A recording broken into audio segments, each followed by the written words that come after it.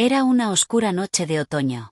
El viejo banquero caminaba en su despacho, de un rincón a otro, recordando una recepción que había dado 15 años antes, en otoño.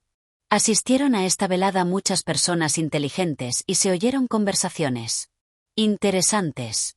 Entre otros temas se habló de la pena de muerte. La mayoría de los visitantes, entre los cuales hubo no pocos hombres de ciencia y periodistas, tenían al respecto una opinión negativa. Encontraban ese modo de castigo como anticuado, inservible e inmoral. Para los estados cristianos.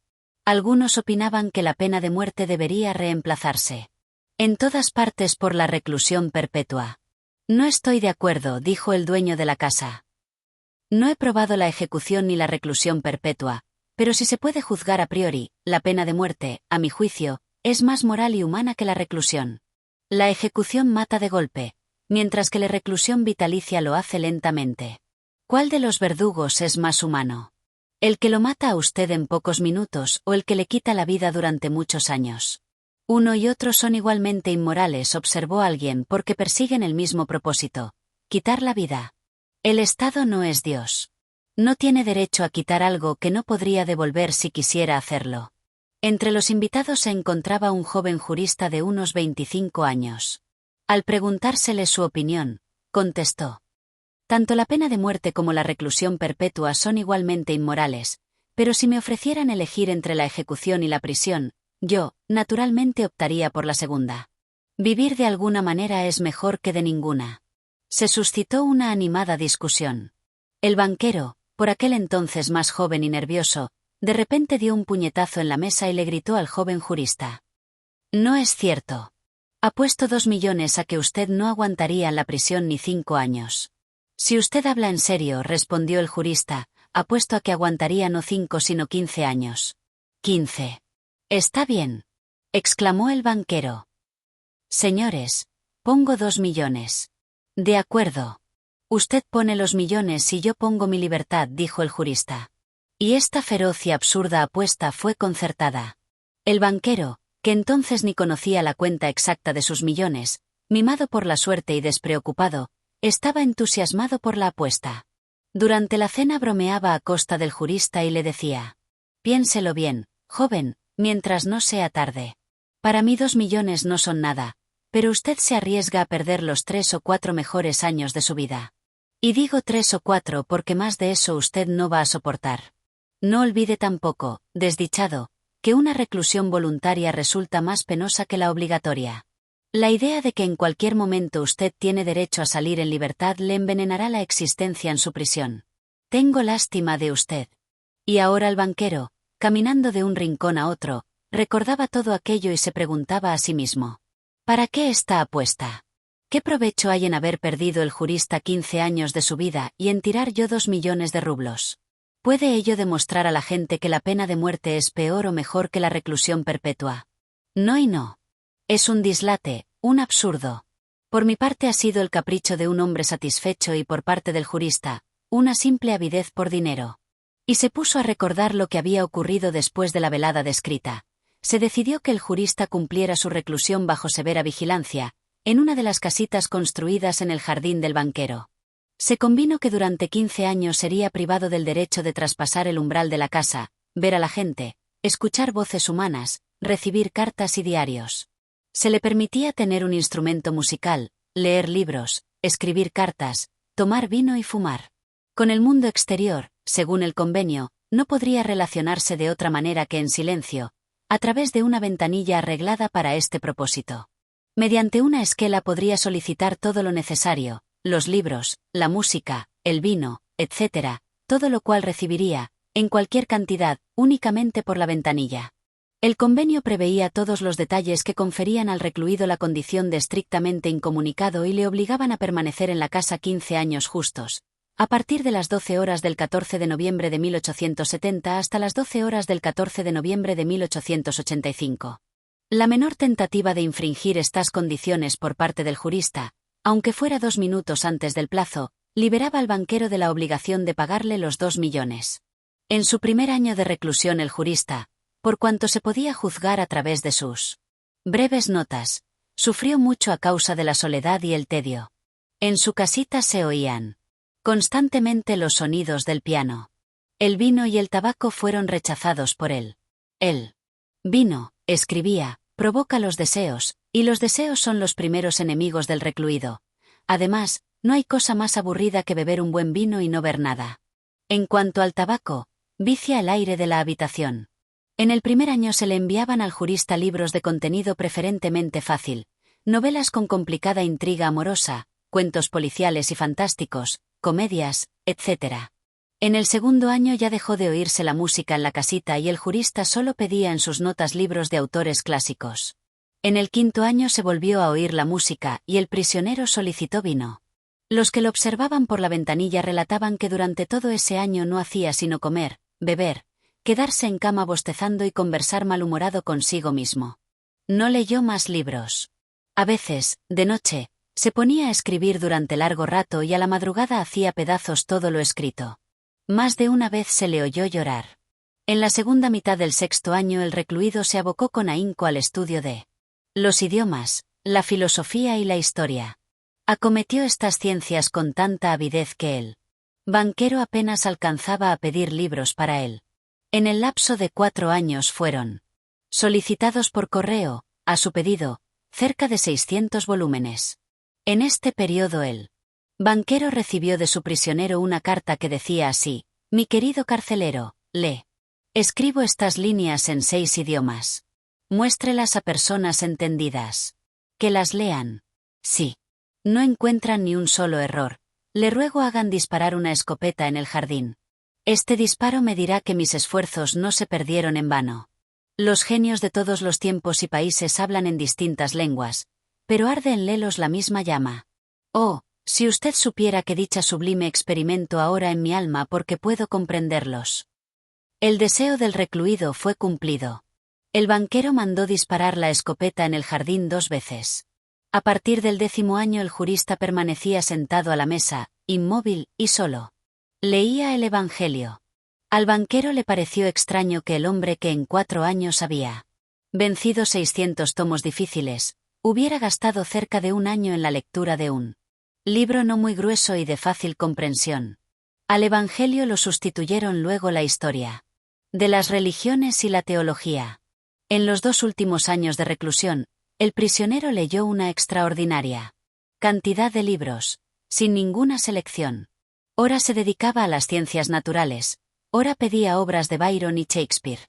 En sus notas solicitaba a veces, al mismo tiempo, un libro de química, un manual de medicina, una novela y un tratado de filosofía o teología.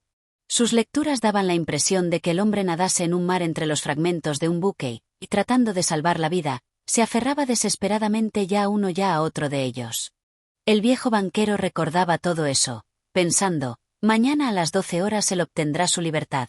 Según las condiciones, tendré que pagarle los 2 millones. ¿Y si le pago? Está todo perdido. Estoy arruinado definitivamente. 15 años antes no sabía cuántos millones tenía, mientras ahora le daba miedo preguntarse qué era lo que más tenía, dinero o deudas. El imprudente juego en la bolsa, las especulaciones arriesgadas y el acaloramiento, del cual no pudo desprenderse ni siquiera en la vejez, poco a poco fueron debilitando sus negocios y el osado, seguro y orgulloso ricachón se transformó en un banquero de segunda clase, que temblaba con cada alza o baja de valores. «Maldita apuesta», farfullaba el viejo, agarrándose la cabeza. «¿Por qué no habrá muerto este hombre? Solo tiene 40 años. Me quitará lo último que tengo, se casará. Disfrutará de la vida, jugará en la bolsa y yo, como un mendigo, lo miraré con envidia y todos los días le oiré decir siempre lo mismo. Le debo a usted la felicidad de mi vida, permítame que le ayude».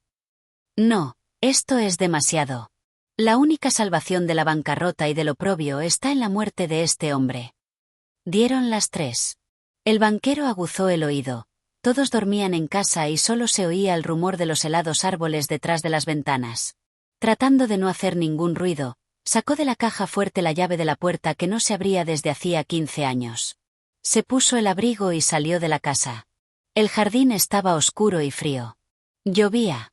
Un viento húmedo y penetrante paseaba aullando por todo el jardín y no dejaba en paz a los árboles. El banquero esforzó la vista, pero no veía ni la tierra, ni las blancas estatuas, ni la casita, ni los árboles. Se acercó entonces al lugar donde se hallaba la casita y llamó 2 veces al sereno. No hubo respuesta. Por lo visto, el sereno, huyendo del mal tiempo, se refugió en la cocina o en el invernadero y se quedó dormido. Si soy capaz de llevar adelante mi propósito, pensó el viejo, la sospecha recaerá, antes que en nadie, sobre el sereno. En la oscuridad tanteó los escalones y la puerta y entró en el vestíbulo de la casita. Luego penetró a tientas en el pequeño pasillo y encendió un fósforo. Allí no había nadie. Vio una cama sin hacer y una oscura estufa de hierro en un rincón. Los sellos en la puerta que conducía al cuarto del recluido estaban intactos. Cuando la cerilla se había apagado, el viejo, temblando de emoción, miró por la ventanilla. La opaca luz de una vela apenas iluminaba la habitación del recluido. Este estaba sentado junto a la mesa. Solo se veían su espalda, sus cabellos y sus manos. Sobre la mesa, en 2 sillones y sobre la alfombra, junto a la mesa, había libros abiertos. Transcurrieron 5 minutos y el prisionero no se movió ni una sola vez. La reclusión de 15 años le había enseñado a permanecer inmóvil. El banquero golpeó con el dedo en la ventanilla, pero el recluido no hizo ningún movimiento. Entonces el banquero arrancó cuidadosamente los sellos de la puerta e introdujo la llave en la cerradura. Se oyó un ruido áspero y el rechinar de la puerta. El banquero esperaba el grito de sorpresa y los pasos, pero al cabo de 3 minutos el silencio detrás de la puerta seguía inalterable. Decidió entonces entrar en la habitación. Junto a la mesa estaba sentado, inmóvil, un hombre que no parecía una persona común. Era un esqueleto, cubierto con piel, con largos bucles femeninos y enmarañada barba. El color de su cara era amarillo, con un matiz terroso, tenía las mejillas hundidas, espalda larga y estrecha, y la mano que sostenía su melenuda cabeza era tan delgada que daba miedo mirarla. Sus cabellos ya estaban salpicados por las canas y a juzgar por su cara, aventajada y demacrada, nadie creería que solo tenía 40 años. Dormía. Delante de su inclinada cabeza, se veía sobre el escritorio una hoja de papel, en la cual había unas líneas escritas con letra menuda. «Miserable», pensó el banquero. Duerme y, probablemente, sueña con los millones. Pero si yo levanto este semicadáver, lo arrojo sobre la cama y lo aprieto un poco. Con la almohada, el más minucioso peritaje no encontrará signos de una muerte violenta. Pero leamos primero estas líneas. El banquero tomó la hoja y leyó lo siguiente. Mañana, a las 12 horas del día, recupero la libertad y el derecho de comunicarme con la gente. Pero antes de abandonar esta habitación y ver el sol, considero necesario decirle algunas palabras. Con la conciencia tranquila y ante Dios que me está viendo, declaro que yo desprecio la libertad, la vida, la salud y todo lo que en vuestros libros se denomina bienes del mundo.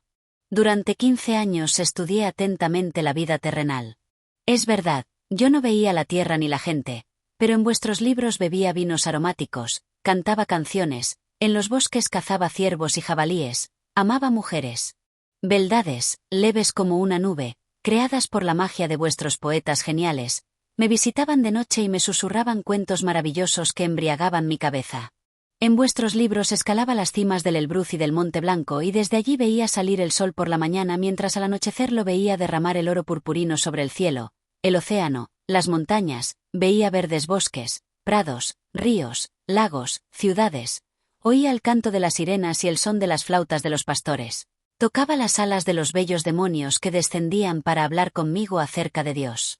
En vuestros libros me arrojaba en insondables abismos, hacía milagros, incendiaba ciudades, profesaba nuevas religiones, conquistaba imperios enteros. Vuestros libros me dieron la sabiduría. Todo lo que a través de los siglos iba creando el infatigable pensamiento humano está comprimido cual una bola dentro de mi cráneo. Sé que soy más inteligente que todos vosotros. Y yo desprecio vuestros libros, desprecio todos los bienes del mundo y la sabiduría. Todo es miserable, perecedero, fantasmal y engañoso como la fatal Morgana. ¿Qué importa que seáis orgullosos, sabios y bellos, si la muerte os borrará de la faz de la tierra junto con las ratas, mientras que vuestros descendientes, la historia, la inmortalidad de vuestros genios se congelarán o se quemarán junto con el globo terráqueo? Habéis enloquecido y marcháis por un camino falso. Tomáis la mentira por la verdad, y la fealdad por belleza.